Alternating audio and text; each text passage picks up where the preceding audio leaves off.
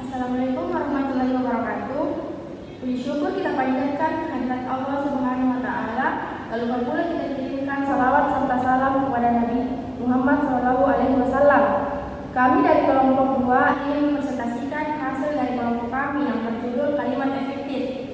Saya Anissa Sabila sebagai moderator sekaligus pemateri keempat, Putri Rahayu sebagai pemateri pertama, Nur Indalia sebagai pemateri kedua, Mutia Chandra sebagai pemateri ketiga. Untuk mengefisienkan waktu, saya persilahkan kepada pemateri pertama. Assalamualaikum warahmatullahi wabarakatuh. Baik, terima kasih kepada moderator yang telah memberikan saya kesempatan. Saya Putri Rahayu sebagai pemateri pertama yang akan menjelaskan tentang pengertian kalimat efektif.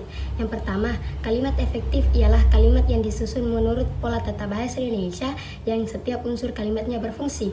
Jadi dalam kalimat efektif terdapat struktur yang jelas, yang dimana kalimat mengikuti pola yang benar seperti subjek, predikat, objek, dan keterangan. Contohnya, Ani membaca buku di perpustakaan. Di sini Ani sebagai subjek, membaca sebagai predikat, buku sebagai objek, dan di perpustakaan sebagai keterangan. Bisa kita lihat di kalimat tersebut terdapat setiap unsur kalimatnya berfungsi. Jadi setiap unsur kata atau frasa dalam kalimat memiliki peran tertentu sehingga kalimat dapat dipahami dengan mudah. Baik, selanjutnya yang kedua, kalimat efektif adalah kalimat yang mampu membuat isi atau maksud yang kita sampaikan tergambar lengkap dalam pikiran lawan bicara kita, persis apa yang kita sampaikan. Jadi maksudnya dalam kalimat efektif harus memiliki kejelasan, yang dimana kalimat tersebut dirancang agar tidak membingungkan sehingga orang lain bisa langsung memahami maksudnya. Nah, dalam kalimat efektif juga harus memiliki kelengkapan. Jadi isi kalimat harus mencakup semua informasi yang diperlukan tanpa ada yang terlewat. Nah, adapun keselarasan. Jadi apa yang kita sampaikan harus sesuai dengan apa yang dipahami oleh lawan bicara sehingga lawan bicara bisa membayangkan atau memahami yang kita maksud dengan akurat. Saya kira hanya itu penjelasan dari saya. Saya kembalikan kepada moderator. Terima kasih kepada pemateri pertama. Saya alihkan kepada pemateri kedua. Assalamualaikum warahmatullahi wabarakatuh. Baik, terima kasih moderator telah memberikan saya kesempatan untuk memaparkan materi ke teman-teman sekalian. Perkenalkan, nama saya Nur Indalia. Sebagai pemateri kedua akan membahas tentang syarat-syarat kalimat efektif. Sebelum itu, saya akan menjelaskan secara singkat apa sih itu kalimat efektif dan mengapa penting dalam komunikasi. Jadi, kalimat efektif adalah kalimat yang dapat menyampaikan maksud atau gagasan secara tepat dan mudah dipahami oleh pendengar atau pembaca. Dalam komunikasi, baik lisan maupun tulisan, penting untuk melakukan kalimat yang efektif agar pesan yang kita sampaikan itu tidak disalahpahami. Maksudnya, memastikan pesan yang kita sampaikan itu jelas, tepat, dan tidak menimbulkan makna ganda atau ambigu. Kalimat efektif memiliki beberapa syarat yang harus dipenuhi agar kalimat tersebut dapat mengungkapkan gagasan dengan baik, jelas, dan tepat. Syarat pertama, sesuai EYD atau ejaan yang disempurnakan. Sebuah kalimat yang baik harus sesuai dengan EYD, yaitu menggunakan ejaan yang benar. Misalnya, kita harus menggunakan tanda baca yang tepat dan memastikan tidak ada kesalahan penulisan kata. Contoh kalimat yang efektif itu, ada banyak makanan yang dijual di restoran itu. Contoh kalimat efektif. Contoh kalimat yang tidak efektif, ada banyak macam makanan yang dijual di restoran itu. Yang kedua, syarat sistematis. Kalimat yang efektif harus memiliki susunan yang teratur, dimulai dengan subjek, predikat, objek, dan keterangan atau SPOK. Penyusunan yang rapi ini memudahkan pembaca atau pendengar untuk memahami yang dimaksud. Contohnya itu yang sistematis, saya sudah makan nasi. Itu contoh yang sistematis. Contoh yang tidak sistematisnya itu, makan nasi, saya sudah. Syarat ketiga, tidak boros dan bertele-tele. Maksudnya, kalimat harus langsung ke inti dan menghindari kata-kata yang tidak perlu. Kalimat yang efektif harus singkat dan padat. Hindari kata-kata yang berulang atau berlebihan karena membuat pesan yang kita sampaikan itu tidak jelas. Contoh kalimat yang borosnya itu, saya ingin mengucapkan terima kasih sebesar-besarnya kepada Anda karena Anda telah membantu saya. Contoh kalimat yang boros. Contoh kalimat yang singkatnya itu, terima kasih atas bantuan Anda. Mengapa kalimatnya itu dikatakan singkat dan padat? Karena supaya itu pendengar atau pembaca langsung bisa memahami apa yang dimaksud, bisa menangkap apa yang kita katakan, tidak berulang-ulang. Syarat keempat atau syarat yang terakhir itu ialah tidak ambigu. Maksudnya, kalimat harus jelas dan tidak menimbulkan banyak tafsiran atau penjelasan. Kalimat yang efektif harus jelas tanpa ada keraguan atau tafsiran yang ganda, agar pesan yang kita sampaikan itu tidak membingungkan. Setiap kata dalam kalimat harus dipilih cermat. Contoh ambigunya itu, dia melihat orang yang sedang duduk di kursi. Contoh yang jelasnya itu, dia melihat orang yang duduk di kursi. Terima kasih. Secukupnya itu saja yang saya sampaikan. Saya kembalikan ke moderator. Wassalamualaikum warahmatullahi wabarakatuh. Terima kasih kepada pemateri kedua. Selanjutnya saya alihkan kepada pemateri ketiga. Assalamualaikum warahmatullahi wabarakatuh. Saya atas nama Mutia Sahra dengan ekonim 017. Nah, di sini saya akan menjelaskan sedikit tentang ciri-ciri kalimat efektif. Nah, kalimat efektif di sini memiliki 6 ciri-ciri, yaitu yang pertama kesepadan.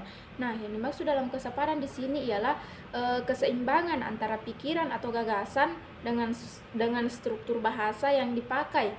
Nah, kesepadan kalimat ini memiliki beberapa ciri-ciri seperti kalimat ini mempunyai subjek dan predikat yang jelas. Yang kedua, tidak terdapat subjek yang ganda. Nah, yang ketiga, beberapa kata penghubung intra kalimat seperti contohnya seperti sehingga, dan, atau, lalu, kemudian, sedangkan, bahkan. Nah, tidak digunakan pada kalimat tunggal. Contoh yang kedua yaitu keparalelan. Nah, yang dimaksud dengan keparalelan di sini ialah keamanan atau kesejahteraan bentuk kata yang digunakan dalam kalimat itu. Maksudnya di sini jika bentuk pertama menggunakan ungkapan nominal, maka bentuk kedua dan seterusnya juga menggunakan bentuk nominal. Nah, jika kata pertama menggunakan bentuk verbal, maka kata kedua dan berikut dan seterusnya menggunakan kata verbal.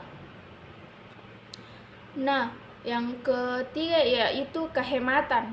Nah, yang dimaksud dengan kehematan di sini ialah menghindari penggunaan kata frase atau bentuk kata lain yang tidak perlu, sejauh mana untuk menyalahi kaidah tata bahasa dan tidak mengubah makna. Nah, penghematan kata dapat dilakukan dengan cara pertama, hindari pengulangan subjek yang tidak diperlukan. Yang kedua itu hindari penggunaan superordinat pada hipomini kata.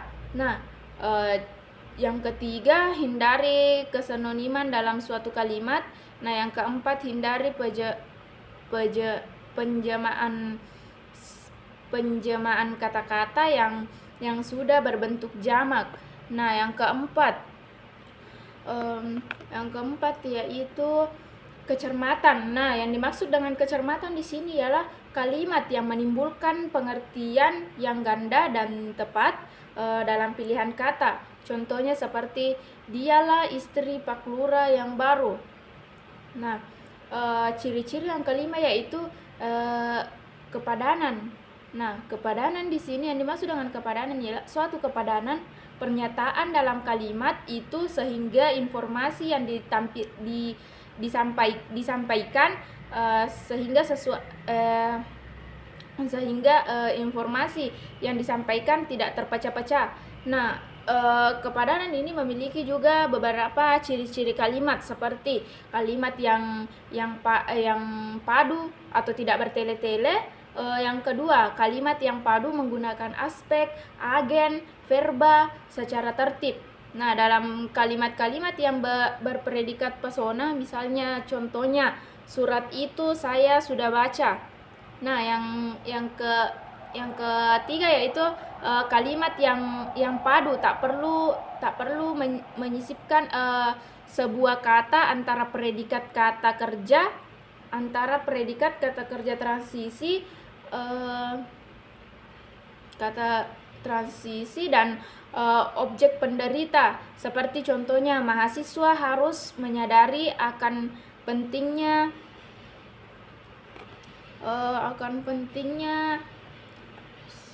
suatu hal.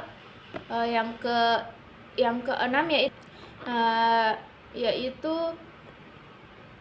keenam atau yang terakhir yaitu kelogisan.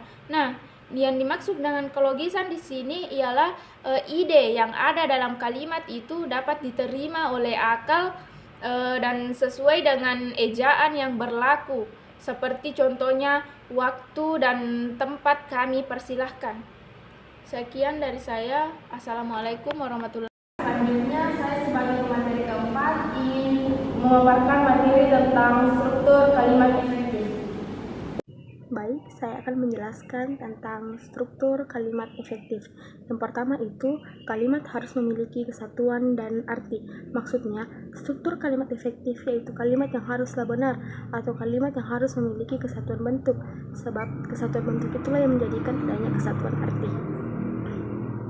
Dan kalimat efektif adalah kalimat yang memiliki kesatuan makna dan struktur yang jelas sehingga dapat mudah dipahami dan tepat sasaran.